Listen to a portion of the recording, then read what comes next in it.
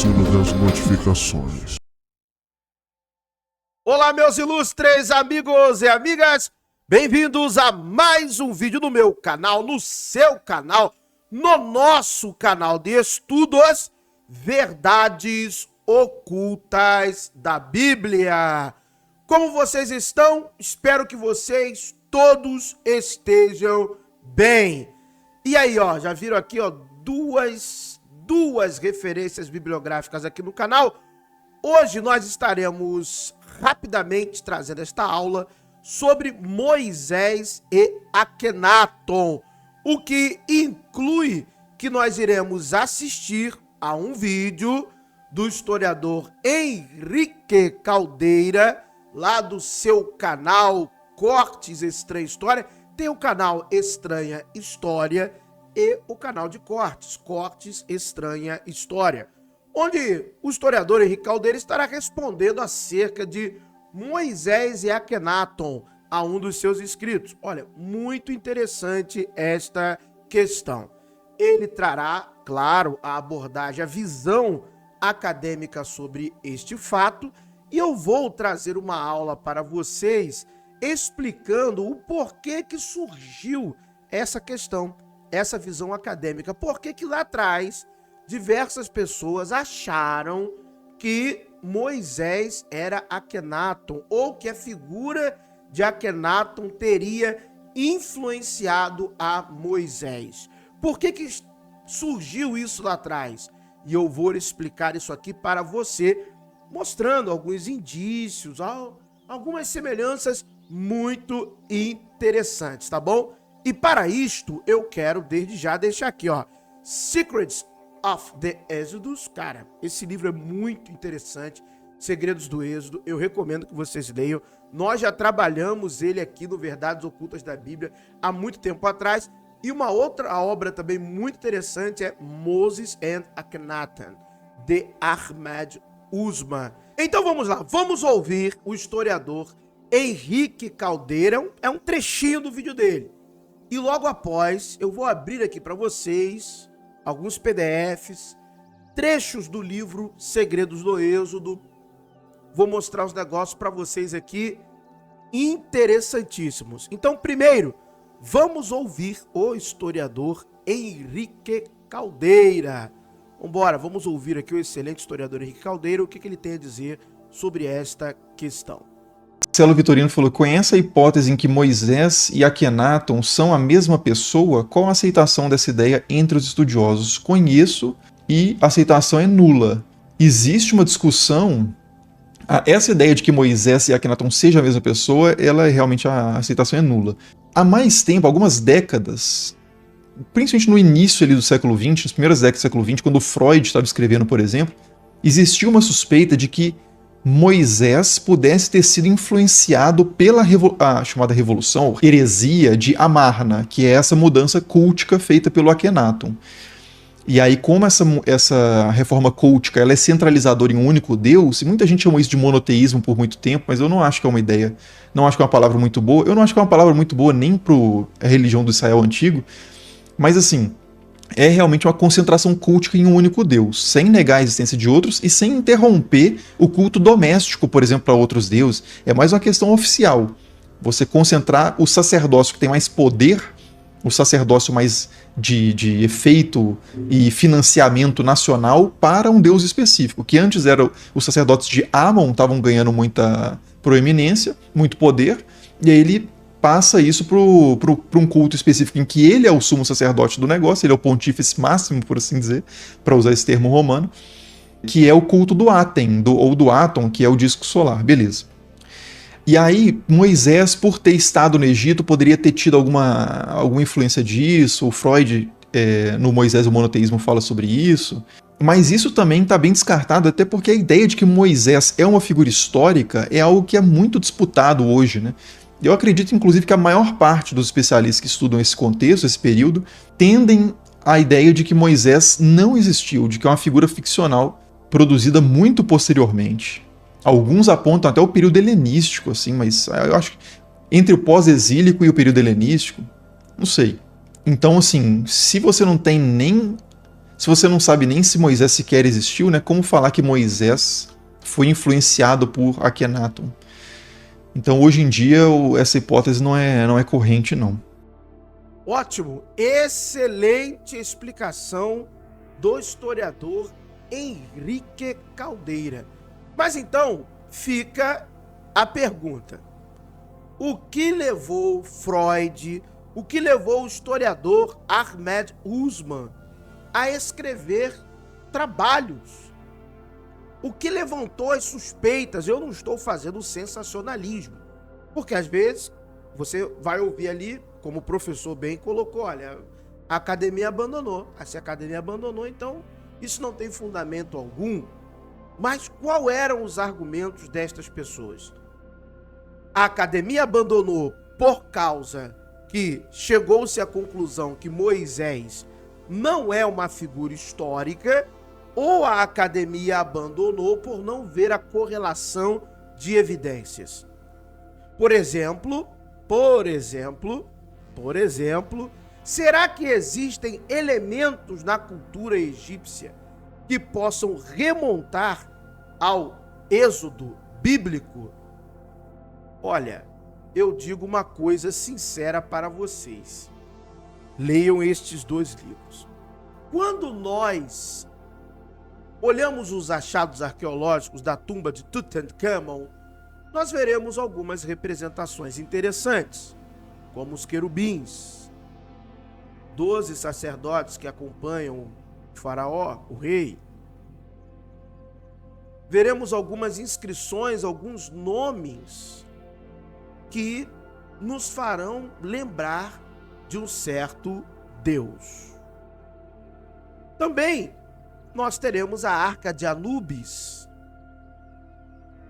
que também nós teremos o talit que estava sobre Anubis na tumba de Tutankhamon. Talit com tudo, com suas franjas, seus tzitzits.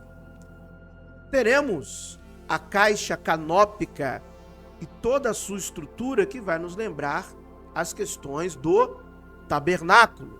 Teremos uma placa, olha só, uma placa, com querubins entalhados com as asas voltadas para dentro. Então, isso aqui é um estudo, referências bibliográficas, tudo certinho. Isso aqui foi uma live, uma aula que eu dei no VOB. Se nós lermos acerca da cidade de Amar, nas pesquisas sobre a cidade de Ouro e Luz, Ascensão e Queda de Akhenaton, aqui eu tirei do livro Segredos do Êxodo, e nós teremos um achado arqueológico que é muito interessante. A descrição desse achado é o seguinte: esta primeira forma de monoteísmo, vão dizer os autores do livro, tinha uma forte base do que hoje são chamados valores familiares. A pesquisa realizada em Tel Amarna, Akent Atan, nos conta muito sobre as práticas de culto nas casas do povo. Cada casa da cidade tinha um altar de pedra inscrito em 2 lados. Cyril Aldred descreve-o da seguinte forma. Então, a pessoa que foi lá no campo, a Marna, fez a pesquisa, viu esse altarzinho doméstico. Todas as casas deste tipo tinham um traço semelhante. Elas tinham um santuário colocado em uma das salas principais. Tinha a forma de uma porta falsa com postes pintados de vermelho e um nicho para receber uma estela retratando a família real envolvida em atividades baseadas em cultos. Preste atenção. Você está pegando aí? Essa portinha falsa tinha os seus postes pintados de vermelho. Obviamente, você já lembrou, você já fez a conexão. Observando-se uma conexão com a história do êxodo bíblico. Os postes vermelhos são um lembrete do relato do sangue que os hebreus pintaram em suas ombreiras da porta. E Yahweh vai passar para matar os egípcios. Olha só. E quando ele vir o sangue no lintel e nas duas ombreiras da porta, Yahweh passará por cima da porta e não permitirá que o destruidor entre em suas casas e os matem. Êxodo 12, 23. Além de várias outras questões que eu demonstro na tradução, né, do capítulo Livros do Êxodo, que vai falar sobre a cidade de Amarna. Olha só como ela era. Um esquemazinho, né? Então tem muitas outras coisas. Eu boto no final do estudo a tradução do capítulo 2 do livro Segredos do Êxodo. Eu boto aqui tudo certinho, tá bom? As páginas de acordo lá com as referências bibliográficas. Então, nós estamos falando que não foi somente Freud, mas também o dito primeiro egiptólogo Champollion, ele também teve esta percepção. Então foi Champollion, foi Freud, é Ahmed Usman, porque você tem vários elementos que estão dentro do livro do Êxodo que remetem a questões do passado da dinastia de Amarna. Nós temos uma série sobre o Êxodo. Então veja que aqui, no Verdades Ocultas da Bíblia, eu conto histórias reais, que se passaram em um determinado período no Egito Antigo. Aconteceu uma saída, um êxodo do Egito. Vídeo 1, Verdadeira História do Êxodo, parte 1, o verdadeiro êxodo. Essa playlist está aqui no VOB. Existe um episódio, ou uma ocorrência, ou uma evidência que ateste parteiras no Egito. Então, vídeo 2, as parteiras. Existia um pai divino no Egito, Ai. E algumas correlações com a sua simbologia são interessantes. Como o professor Henrique Caldeira falou, o deus Aton, ou Aten, tinha os seus sacerdotes. O episódio dos fabricantes de tijolos e também das belas mulheres é um episódio interessante. Assim também como que esse culto a Aton, que hoje a academia classifica como uma monolatria. Alguns nem classificam como monolatria, mas muitos descartam a hipótese de um monoteísmo. Corretamente, é o que os historiadores chegaram em consenso, a maioria. Porém, qual era a intenção de Akhenaton? Porque templos foram abandonados. Imagens de deuses egípcios e inscrições foram obliteradas.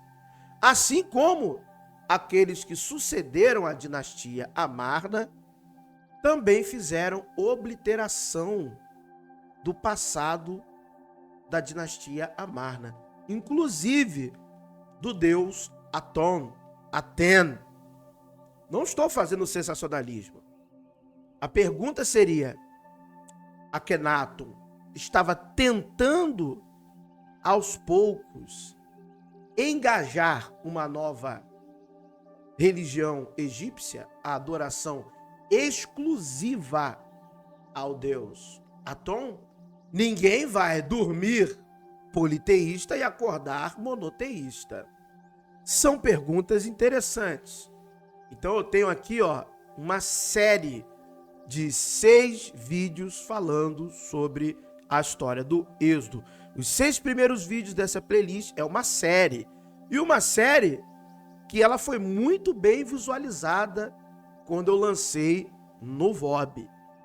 Uma série que muito interessante, que as pessoas pensaram bastante. Além, é claro, dos outros vídeos sobre o Êxodo aqui no Verdades Ocultas da Bíblia, certo? Então tem aqui vários vídeos aqui sobre o Êxodo, Verdades Ocultas, mas esta série, 6 vídeos, vai lá na playlist Êxodo, são 6 primeiros vídeos, é uma série completa de estudos sobre esta questão, ok? Assista estes 6 vídeos aqui no Verdades Ocultas da Bíblia. O Êxodo tem outras tradições, mas realmente existe um núcleo de tradições do Êxodo, de acontecimentos que são da época e do período Amarna, que quando a pessoa se aprofunda, ela vê que no mínimo, o escriba que está ali formulando as tradições do Êxodo para a construção do personagem Moisés, dos fatos ocorrentes, no mínimo, ele tem ali uma tradição de um passado que está o influenciando. E esta influência, aquilo que está o influenciando, remete a questões do período Amarna. E tudo isso que eu falei aqui de maneira resumida nesse vídeo, tem isso e muito mais aqui no canal Verdades Ocultas da Bíblia. Tem uma live aqui, só sobre a tumba de Tutankhamon. Você vai vir aqui, ó, no ao vivo, onde estão as nossas lives, e você vai procurar ali, ó, você vai descendo e você vai chegar uma das primeiras lives do nosso canal, como a religião egípcia, está aqui, ó, influenciou a Bíblia e o judaísmo. É quando eu vou falar sobre estas coisas. Então veja bem, aqui você vai ter acesso a muito conteúdo, você que está chegando agora e não conhece o VOB, hein? Batemos aí 24 mil inscritos, tudo isso graças a vocês. Fora as nossas playlists também, com temas e assuntos diversos. Gostaram? Espero que sim. Muito obrigado por terem assistido a mais um vídeo no canal Verdades Ocultas da Bíblia. Que o verdadeiro Deus abençoe a todos. Se você não crê, não acredita em um Deus, para mim tá tudo certo.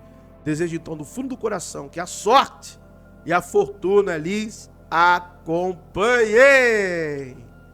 But if I lay down and I play dead and I stay dead, maybe you'll get sick of being the monster out of my head, under my bed, thinking something out of my nightmares, standing right there.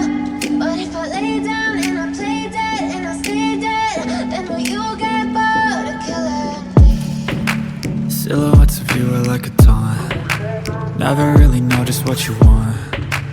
With you I don't ever feel calm. I can feel the sweat